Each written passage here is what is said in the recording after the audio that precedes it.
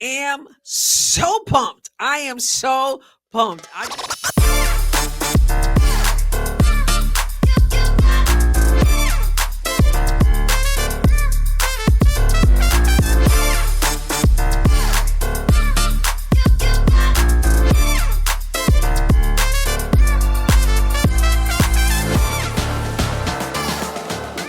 Welcome to another episode of the Adrienne Ross Show, where sports and culture connect. I am so pumped. I am so pumped. I just got finished watching the playback of the Indiana Fever's game against the Phoenix Mercury. What a win. As you all know, or most of you know, that on Wednesday nights I have church. I don't get a chance to watch the games live, so I got to get home and stay off social media, stay off the email, all that stuff, so that I can watch on League Pass without knowing the outcome. So some of you have had a few hours to digest this win. I'm just getting finished watching this game. So proud of this team. They made a statement on a few levels, but one level is resilience. They got down 12 points at one point in the game, and then they turned it around, went up double digits themselves, and then just gave us a battle. Refused to give up. Think about Aaliyah Boston, who is just balling out this year. She had 6 field goal attempts through 3 quarters, something like that, and then ended up just doing her thing in the fourth quarter. You had Kelsey Mitchell, who had 35 in the previous game. She started out slow in this game. She ended up in foul trouble. She had to sit. And you know what? Ari with a career high 27 points. She was big. And that was the mindset when we looked at this team in the preseason and then going into the season. The mindset was, you have talent on this team, and that on any given night, somebody can step up. Bibby, oh my goodness, she only signed a 7-day contract, but she is showing what she has. Dantas, who didn't even play in the last game, came out tonight and did some big things on both sides of the floor. Lexi Hall, the stat sheet, the box score never tells the full story of what she brings. I just got to say, shout out to these players. I don't want to leave anybody out. Sophie Cunningham hit some big shots. I don't want to leave anybody out, so I'm going to make sure I get over to the box score so I have those names right in front of me in some of their numbers. But shout out to these players, and shout out to Caitlin Clark, who's over there on the bench cheering on her teammates. Her teammates loving on her. She's loving on them. She's getting the crowd pumped up. Shout out also to Coach Stephanie White and her coaching staff. What a game plan they had. You got to make sure you take away the 3 from Phoenix, force them into tough 2s. You have to play impeccable defense. They had a plan. Clearly, they followed the plan. They had some lapses. It's a game of runs, but the plan was there. Stephanie did a great job with the rotations, making the substitutions, offense to defense substitutions. And then, you know what? Sometimes, like I said, some people have it that night. Some people don't. It comes down to matchups, which I've been trying to stress over and over again. And here's the thing, Fever fans, this is why when you know basketball, you don't crash out, because you understand that it is a game of runs. It is a season of runs. And this team has been through so much adversity. And they were going to have to get some kind of consistency, which was very difficult to get. They're starting to gel. They're lifting themselves up to the challenge. There's a lot of games left. It's not done yet, but hopefully now we understand how this thing works from the coaching perspective, from the playing perspective. You gotta handle the pressure when it comes. You don't crash out. You stick together, whether you're on the team or whether you're a fan. You stick together and you see where the team is able to go. Now, this team is now 3 games over 500.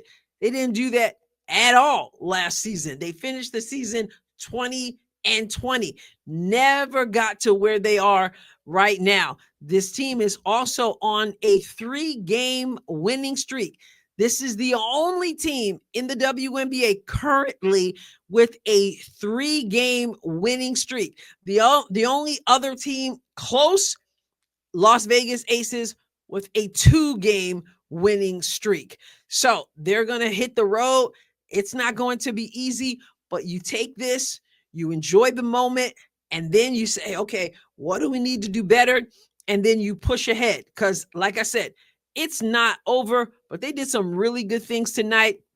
And one of the things they did was battle, and then they got a bit of a cushion. They had like a 10-point lead, etc. But then, Phoenix, it's a game of runs. They're going to push, they're going to push, they're going to push. And one of the things we have said repeatedly on the Adrienne Ross Show is that this Fever team has to have enough of a cushion not to put it into the hands of the officials. Now, the officiating for the most part was decent tonight, but then toward the end of the game, you see where Stephanie White got the technical. There were a few bad calls in the game as well, but toward the end, you see there where she was, kind of like expressing herself when Ari McDonald picked up that quick foul and she just hit the scorer's table. They teed her up for that. That cost them a few points there. So you got to have that cushion. So you got to defend. You got to take care of the basketball. You got to follow the game plan. They did that. They deserve this win. And it was such a fun game to watch. Had me on the edge of my couch. But I had to get on here really quickly and shout out this entire team and say, let's go Fever. Over here, Adrienne Ross Show, we have been saying, hang in there, hang in there, hang in there. And so, hey, big win tonight. You got to understand, this team has now beat the top 3 teams in this league. This team has beaten Minnesota. I know it was the Commissioner's Cup. It doesn't matter as far as the standings, the record in the league, but it matters. It matters psychologically. It matters confidence-wise. So they've beaten Minnesota. They've beaten New York and should have beaten them even more than one time. They were right in it for all 3 of those games against New York. And now they've beaten Phoenix, the 3rd place team in the league. So they've got a lot to build on. And here's the thing. People who understand this game understand what Caitlin Clark brings to this game. We get the fact that the people out there saying, oh, they're better without Caitlin Clark. We know better, and people who know basketball know better, and people who just look at numbers know better. And that was one thing that Debbie Antonelli and Pat Boylan emphasized tonight, even showing the numbers. The team is better with Caitlin Clark. And then Phoenix, you got to have it. You got to hand it to them. They put on that full court press. They were trapping. And Debbie Antonelli pointed out that that's where Caitlin Clark comes in. I mean, she comes in throughout the game, but really big down the stretch because of her ability to handle the basketball. And Stephanie had Sid Colson come in there to help with that pressure of handling the basketball. But Debbie Antonelli, Pat Boylan continue to point out the team is better even with Caitlin. That's reason to get excited if you're a Fever fan. Yes, they're going to have to make adjustments when she returns because it's 2 different styles of play. But my goodness gracious, I'm going to reiterate what Rebecca Lobo has said, and I have echoed in the past saying I absolutely believe it. Without Caitlin Clark, this team is a playoff contending team.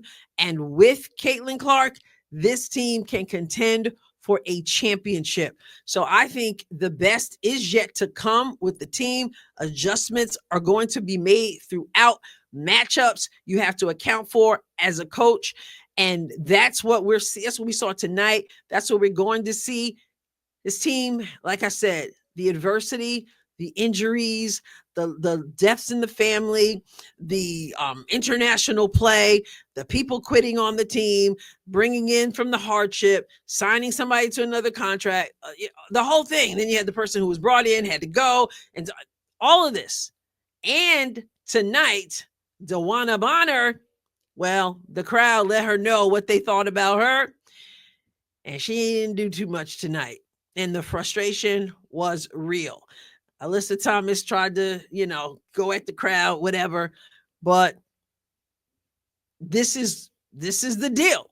She left, and I guess she's happy where she is, but I don't know, is it petty or just being a Fever fan?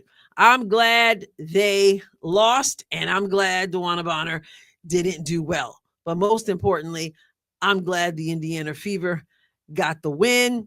With how many points did this team have tonight? This team, let me find this box score. I need to pull it up anyway.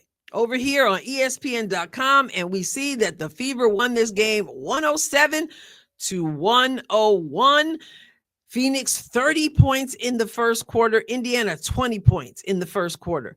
In the second quarter, 20 points from Phoenix, 35 from Indiana. What a way to respond. 22 from Phoenix in the third, 19 from Indiana in the third, and then in the fourth quarter, 29 from Phoenix, 33 from Indiana. There you have your 107-101.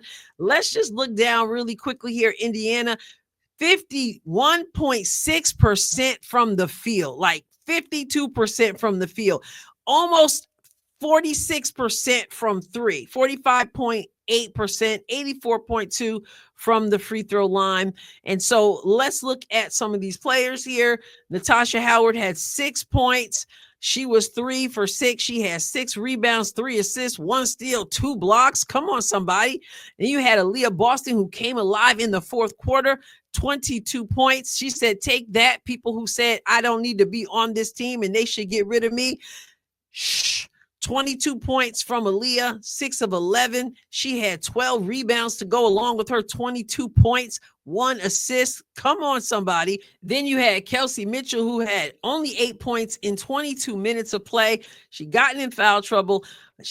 Then they just stuck without her because if it ain't broke, don't fix it. Keep rolling with it. She had 3 rebounds and 3 assists as well.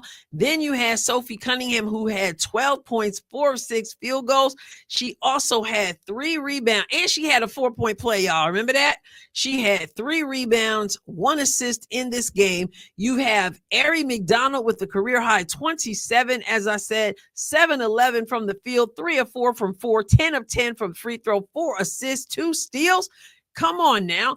Damaris Dantas gave us 12 points in 10 minutes, 4 of 6 field goal, 2 of 3 from 3. Both her free throws made, 3 rebounds, 1 assist in this game. Chloe Bibby. All right, Chloe. 10 points, 2 of 4 from the field. They were 3-pointers, 4 of 5 from the free throw line, and an assist and a steal. And let's talk about Timpson. She only played 5 points. We love Timpson. She got 1 rebound. And you know what? That's how it works sometimes. Sometimes you're out there playing 20-something minutes. Sometimes not so much. It's about matchups. That's where coaching comes in. Sid Colson had 8 points, 3 of 6 from the field, 2 of 5 from 3, 4 assists, 1 steal in the game. Lexi Hall, like I said, the box score never does her justice. 2 points from Lexi, but her defense, oh my goodness. She also had 5 rebounds, 1 assist, 2 steals. She ended up with 6 fouls, so she ended up fouling out, and she's a +8. Like I said, even if her points aren't way up there, what she does, it's just lexified. All right, it's just lexified. So shout out to the whole team, shout out to the coaching staff. Big win. I gotta go. It's late, but I couldn't let the night pass without giving you my thoughts after I got an opportunity to watch the playback. So enjoy the win, enjoy your teammates, and then you got to move on. It's onward and upward, but you certainly want to take a look at what you did well, obviously take a look at what you need to do better, and then you hit the road. A lot of games for this team. Remember, they play Sunday. Tonight's Wednesday. They play Friday, and then they play again on Sunday. So, as the coach says, you got to stack the days. Congratulations, Indiana. Well, everybody, I'll catch you next time, God willing. God bless you abundantly.